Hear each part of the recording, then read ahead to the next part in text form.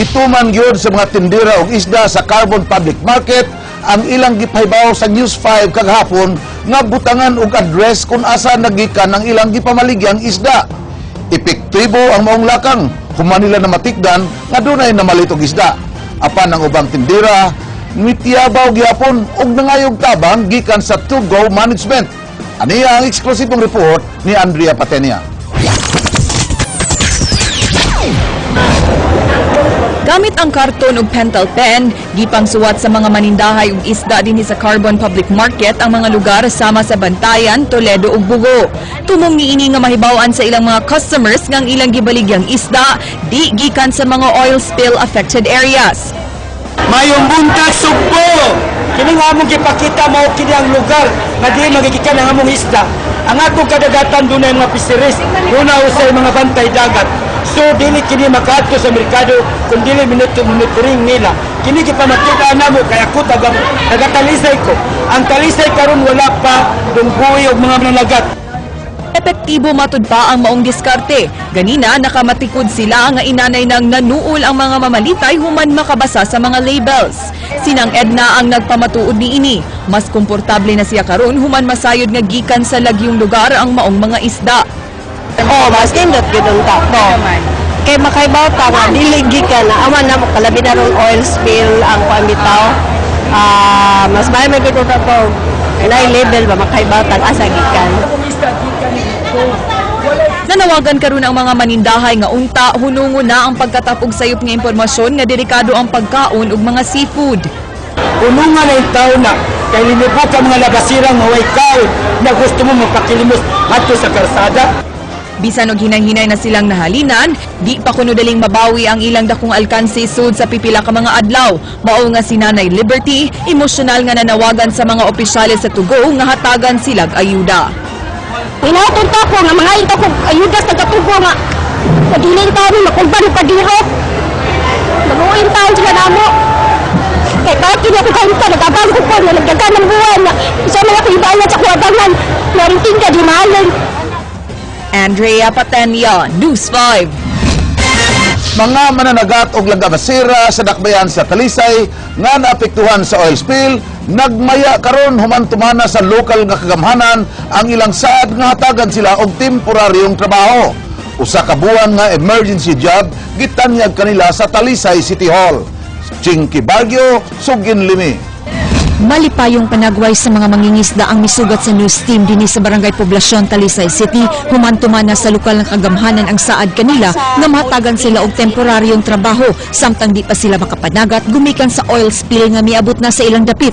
Si Mike Hilaga ug Erlinda Abellana duha lang sa halos dulan usa ka gatos ka mga mananagat ug lab-asera ang gihatagan og emergency job sa gobyerno kaganiya. Bisan og usa ka buwan lang ang tagal ini apan dako na matud pa kining matabang alang sa pangadlaw-adlaw nila nga panginabuhian. Nalipay sa mga kamerong dako nga itagami hinabang sa kay makaabag sa mong pamilya. Pamay itong mga pagkabugas, sudan nga. Perti dyan na mong ipaya, ma'am. Kaya perting paita sa akong panginabuhi. Ibiktuhan dyan tanan. Matod sa Public Information Officer sa Talisay City Hall, nga dulan sa 2,000 ka mga mananagat ang gitakda nila nga tabangan. Sila magikan sa upat ka mga coastal barangays nga labihang naapektuhan sa oil spill nga gilangkuban sa Barangay Tangke, Kansuhong, Poblasyon ug Dumlog. Lahi ang atong problema diri tungod kay according to DNR tolerable. Dili pareha sa Cordoba nga grabe ang oil spill. Matod sa City Hall, hangtod nga dunay hulga sa panginabuhian sa pagpanagat, padayon silang muhatag hinabang ngadto sa mga naapektuhan. Jinky Bargio, News 5.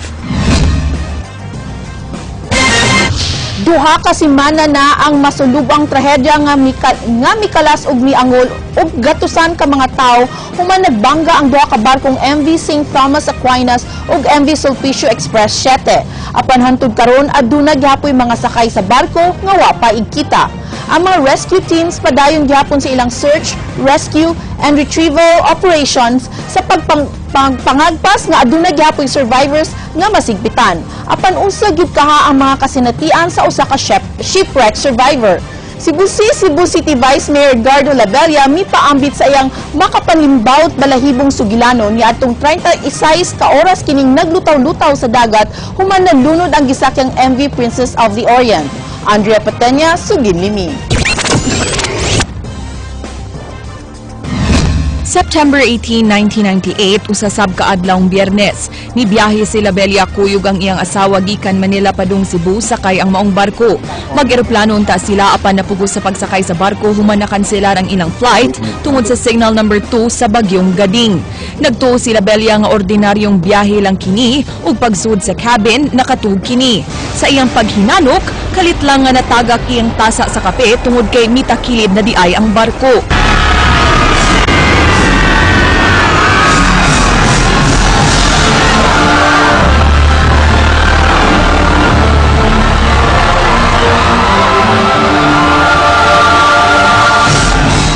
People were shouting, people were panicky.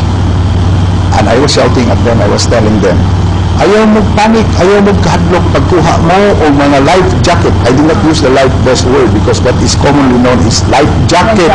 Pagkuha mong life jacket. Sa dihang miambak na sila sa dagat, gipasakay niya iyang asawa ug laing bata sa usa ka life raft apan As I was about to place the third child, paghuman akong buntang sa bata, dako kayo nga bawd. Dako kayo nga bawd, gihapak ko, 30 pagkalabay na ko. I was thrown away from them. So I just shouted and told my wife, kumusta man ka diha? Okay ba ka diha? Ingon siya, okay man mi diri. Ikaw, ko okay sa ko, pero di na ko okay. I was all alone. I was just holding on to the life vest. sa sunod nga adlaw wa nay nakit-ang laing buhi nga kauban sila Belia nga naglutaw-lutaw gawas na lang sa mga patayng lawas. Tungod sa kagutom, I ate anything in sight because I was so hungry. I was so, mga sagbot, bisan unsa na lang to. There was even a point, the following day, kay maabli pa man akong mata the following day, wa pa man kayo masuksat sa bunker fuel, na nakakita ko what looked like a sandwich, tingal daan sa tus kagutom. Abigyan ako og sliced bread, may puti man. Sus, tiles man di ay nga nabungkag. Giusap na ko. napuno sa matud siya sa mga samad. Daghan kay kong pinaapan ang akong lawas kanang mga bukto. Dili na sila isda, mura na sila mga cockroaches tanawon. All over my legs and my thigh, and in fact some went to my private parts. Domingo sa buntag sa dihang nakadungog siyag makina sa motorboat, sa maong tungura, naglibog na siya kung buhi pa ba siya o patay na. Tulong! Tulong! Tulong! Sige kong sakit. Would you believe? I heard a voice. Hintay ka dyan! Buhay ka pa pala! So I said, yeah, it was a sound. Or it was a voice of a person.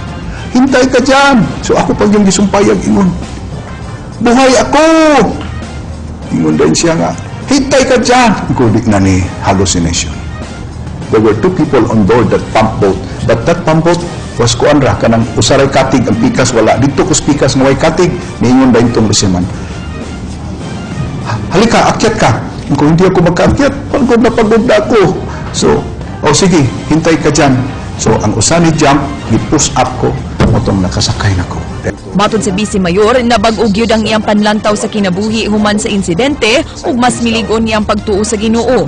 Gipaambit niya ang mga leksyon nga iyang nakatunan. That on earth we are just passes by, that no one and nobody lives forever. So that there is no reason for us to be arrogant. There is no reason for us to be cruel to our fellow beings. Andrea Patenya, News 5.